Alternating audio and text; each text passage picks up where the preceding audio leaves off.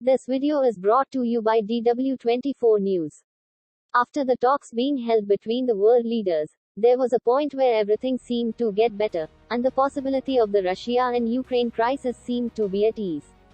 But on Thursday, when British Prime Minister Boris Johnson also stepped in, he held talks in Russia and also visited the NATO's headquarters in Brussels.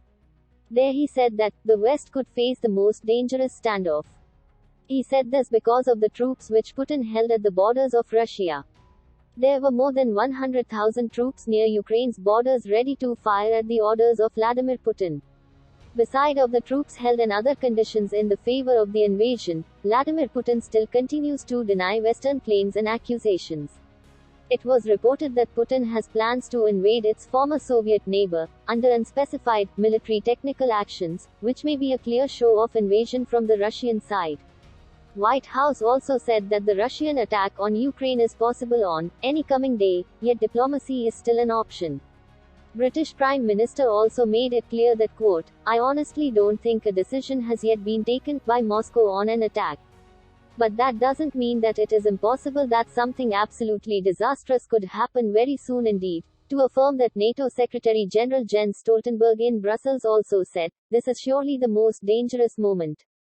As far as the history shows, Europe has always faced major security crises and now they are getting it right. Russian forces at 70% of level needed for full Ukraine invasion, US officials say. We can witness a World War III if things start to escalate like they are escalating since the start of the Russia-Ukraine crisis."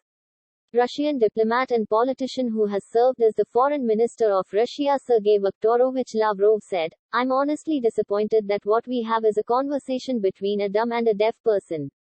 It's as if we listen but we don't hear." Regarding to Ukraine and Russian leaders, NATO and the United States have already portrayed Russia's main demands as non-starters. Both disagreed to the terms of Russia's security concerns and gave Russia their own demands, as Biden said that, if Russian troops crosses the border then the pipeline project between Russia and USA will be considered cancelled and Russia would stop receiving aids from the superpower of the world. Ukraine launched its own war games on Thursday which, like Russia's joint drills with Minsk, will run until February 20th. Regarding these drills, Russia started its own drills just to show their strength. Despite the tension over the war games, the Kremlin's point man on Ukraine, Dmitry Kozak, was set to meet officials from Ukraine, Germany and France in Berlin for the latest talks on the conflict in eastern Ukraine. This is another possible attempt to stop the war from happening.